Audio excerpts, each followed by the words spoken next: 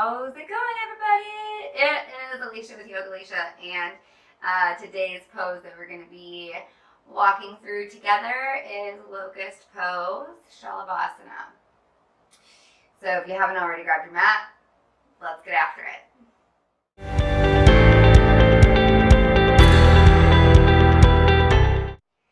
Alright, so before we get started with Locust, I just want to say that there are so many variations for this pose. So really this is one that, especially if you're in a class and it's part of the sequence, you can change it up and do it to whatever your comfort level is. So we can do it with just the arms, we can do it with just the legs. There's a bunch of different variations as far as where you can place your arms. So we'll go ahead and get into it, but I just wanted to mention that first. Make sure that no matter what, while you're going through and trying some of these out, if you ever feel pain, you never, ever, ever want to feel pain. Discomfort's a little bit okay, right? Because we are working the body, but pain is not okay. With Locust pose, we're basically strengthening the entire back of our body. So our booty's getting tighter, we are strengthening the muscles around the spine, the back of the arms and the legs, and then we're stretching into the front of the body. So our chest, our shoulders, our hamstrings, they're all getting a pretty good stretch. So coming on to your belly to prepare for Locust pose, I'm going to walk you through a couple different variations of how to do it. So before we begin though, your feet should be hip distance apart. Also, if while you're doing this, if there's any discomfort on your pelvis or your ribs, you can take a blanket and put it underneath of your pelvis and your ribs to kind of create some more extra padding. And then we're just gonna sit here, and you can gently place your chin on your mat, and it's gonna be the front of your chin right here, not the underneath of your chin, because if you do that, then you're cranking in the back of your neck, and we don't want to do that. We want to keep our neck neutral with our spine while we're doing this, especially if you have any kind of neck injuries. It's really important in Locust to keep your head in line with the rest of your spine. So bringing the front of the chin to the mat, feet and knees are in line with the hips, straight back. And right here, you can just take an inhale and gently come up. And now I'm not doing anything with my hands. I'm tightening my tummy because this is a back bend. And anytime we do a back bend, it's really important to engage your core to protect your lower back. So I'm tightening in my tummy and I'm lifting up through my heart. Okay? Trying to lift forward with my sternum. And then you can release back down to the mat. Take a breath, catch a breath. Okay, so that's one option.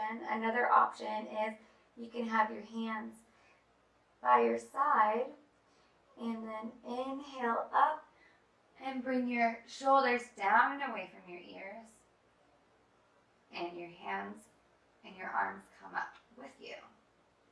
So that's an option. A third option that is still a good one for beginners, and right now I'm just showing you with the upper body, we'll add the lower body in too. But another option is to inhale it up and put your arms forward. So some people call this airplane, some people call it Superman. You can call it whatever you want. But again, the shoulders are down and away from the ears. And release. So another arm variation, well, I guess we should probably add the legs in. So let's go ahead and do that first. So while we're doing this, while we're inhaling and lifting our bodies up, it's really important to not only engage your core and keep the tummy nice and tight, but you're pressing into your mat with your hips and your pubic bone and the tops of your thighs, right? So they're pressing down. So it's very similar to Cobra in that way. So when we're doing Cobra, we're not pushing up with our arms. They're right underneath of our shoulders, right? Just for a little bit of support. So, I mean, doing this variation of Locust with keeping your legs down is kind of really similar to doing Bhujangasana Cobra pose. So let's go ahead and add the feet and the legs in. And this time, let's just go ahead and keep our arms down. So our chin is right here, the front of the chin. And just inhale, bring them up. Now, your toes might want to come together, but we want them to stay hip distance apart.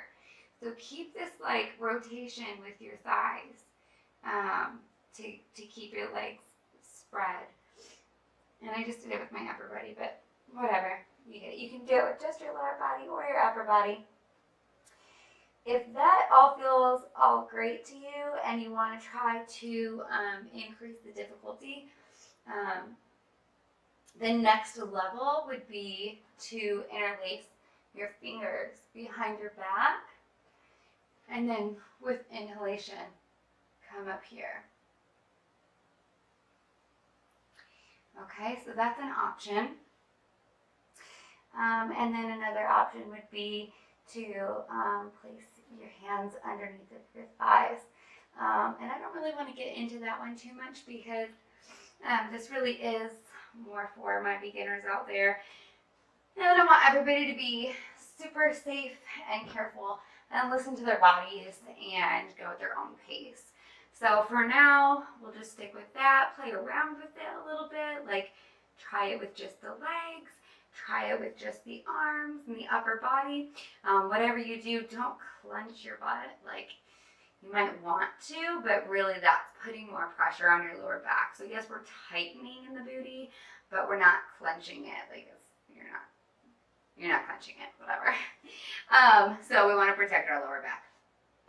Another quick note about Locust pose is that it's super good for fatigue and stress, and it's great for the nervous system and immune system, as well as, like I previously said, getting that stretch in the front of the body and strengthening in the back of the body. So it's also great for improving posture. So if you sit at a desk or in a car, or a lot of my moms out there are nursing, and we get those hunched over shoulders. So this is a great way to open the chest, open the heart, get lifted a little bit, and kind of counteract that. And then once you're done practicing Locust, come into child's pose for a little bit. If you haven't already, I have a video on child's pose also, but anytime you do a back bend, it's always nice to counter it with a counter stretch. So you can come into extended or passive child's pose, probably passive, so that we're rounding more in the back. I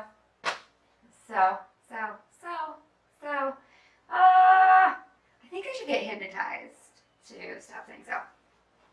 Unless it doesn't bother you guys. I think maybe it probably bothers me more than you guys. Anyways, okay. Thank you so much for watching the video today on how to do Locust pose. If you have any questions or comments, drop them below. I'll do my best to answer you guys. And if you haven't already subscribed, please do so. Lots more to come. And I'm always taking video requests as well. So, namaste, guys.